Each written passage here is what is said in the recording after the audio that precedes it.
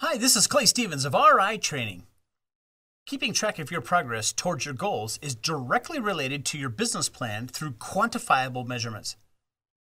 The AssociateTracker tool will help you to grow your business by expanding your ability to effectively track the results of your team members.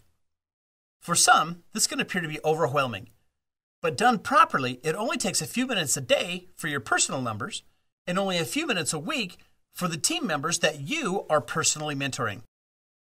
In order to be successful in your business and not have it consume you, it's important to understand how to track the results you're getting from the effort you're putting in. Effective use of your time engaged in appropriate activities is the key. Tracking your results ensures that you're working your plan and that your plan is working for you. It gives you the key measurements to verify whether you're actually making meaningful progress towards specific goals. Being able to see your progress in critical areas is not only encouraging, but for most people, it keeps them going, working hard and staying focused on achieving the next milestone on their way to financial wellness and their greater causes and higher purposes. There are key indicators that you need to look at in order to determine whether you're on track or not. You should only worry about tracking the things that contribute to success. Tracking anything else might be interesting, but it wastes time and resources that could be invested in pursuit of worthwhile dreams. There are two sides to the AssociateTracker: improve yourself on one side and build a team on the other. This video is dedicated to the improve yourself side. The fact that you know about this phase and that it's where you start puts you in the top 10% of all direct sellers and in a very select group of people throughout the world. In the top section of the AssociateTracker, write your name, enrollment date, and current promotion level. A new enrollee might not have any rank yet, but someone who is circling back to shore up their foundational skills might have advanced in promotion levels before now. Lastly, in this section, put your goal for advancing to the Build a Team phase. This goal should be approximately 14 to 30 days from the day that you go through this AssociateTracker. In the second section, record your PE profile or PEP score results. Put the dates and results of any PEP scores that you've taken and make notes that you feel are important for each PEP assessment that you've taken to give you some guidance from your examination of the PE profile or profiles that you've taken. The personal action items area is a checklist of items that need to be addressed before you're ready to advance to the Build a Team phase. A simple check in the box indicating that you have completed the item will suffice here. In the third section, entitled Business Goals, you should begin by writing down the first two goals for every network marketer. In space number 1, put enroll 1 to 5 customers or associates. And in space 2, put receive your products for free. Then write down as many goals as you have right now for building the business. Don't worry too much about what order you capture them in, just get them down for now. Write down how much each goal will cost to achieve. For example, new tires for the car, $450. When you've captured some goals that you're passionate about, go back and write down a date for accomplishing each goal. The fourth section is where the rubber begins to meet the road. This is where you begin to make commitments to yourself, your mentor, and team members as you engage in the business in a meaningful, responsible, accountable way. First is time commitment. Put a check mark beside the level of your time commitment, whether it's some time, spare time, part-time, or full-time. Some time commitment is measured with 6 to 10 hours per week in the business. This means you're spending on average 1 hour a day in your business, 1 hour per day with a day off each week. That's the length of time of the evening news or any of the popular TV shows. Spare time is 10 to 15 hours of business building activity each week. This means that you're spending on average 2 hours per day in your business.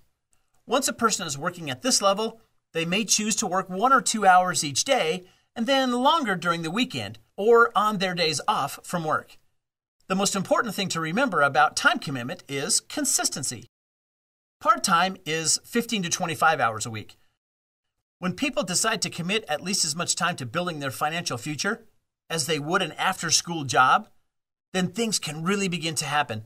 In fact, at this level, a person can really begin to build some momentum. Lastly is full-time. Being able to commit full-time towards the business is a great blessing and opportunity to really make it big at an accelerated pace. When a person commits to full-time in the business, then it becomes obvious that they're serious about creating lifelong residual income.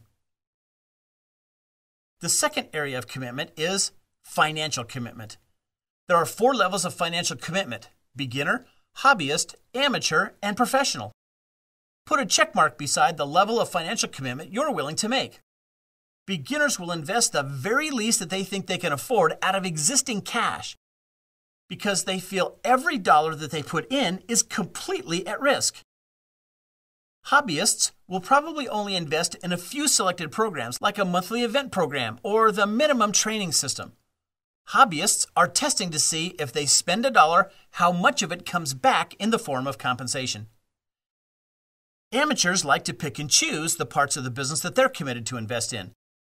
They'll invest some money, but they'll be very selective, and really they're only dabbling at a higher level than a beginner or a hobbyist. The first 3 levels usually look at financial commitment as spending money rather than investing for an expected return. Professionals are fully engaged in the training system. They're enrolled in whatever auto-ship or auto-pay program your company offers. They attend every event and have an ample supply of marketing materials and invest in any program that is promoted by their successful upline mentors. Lastly, in this section, there are the Improve Yourself goals to check off. Put a check mark beside each goal as it's completed during the time that the team member is in this phase. Remember that advancement from the Improve Yourself phase is signaled in multiple ways. 14 to 30 days in the business, improving PEPs to 30 or more, or achievement of these 4 goals. The 5th section relates to time focus. For nearly every member of your team, this section will be completely new, even if they've been involved in the industry before. They won't have heard of the items in this section. A critical factor in success is how you allocate your time to specific kinds of activities that will produce success.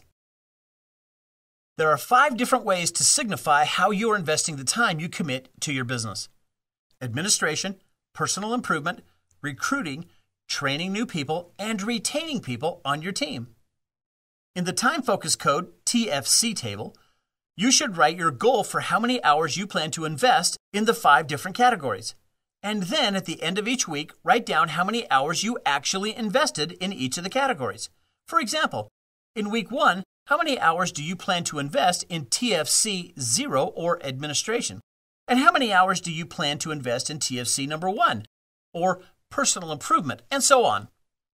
There are recommendations for each TFC category above the TFC table. For example, 95% of your time should be invested in TFC number 1 or personal improvement, and 5% of your time should be invested in TFC number 2, recruiting. This means that if you made a part-time commitment by investing 20 hours in your business, that 18 of those hours should be invested in personal improvement and 2 hours in recruiting. This might seem like a disproportion of time in personal improvement, but remember that the Improve Yourself phase is the time to set up your business. Think of what's at stake.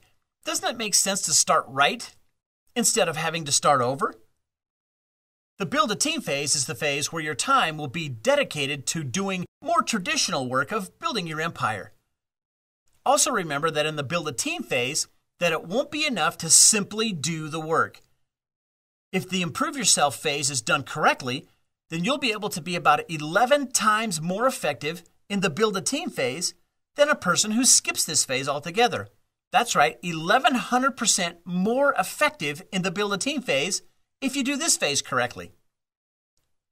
The last step in this section is to record the percentage of time you invested in each TFC.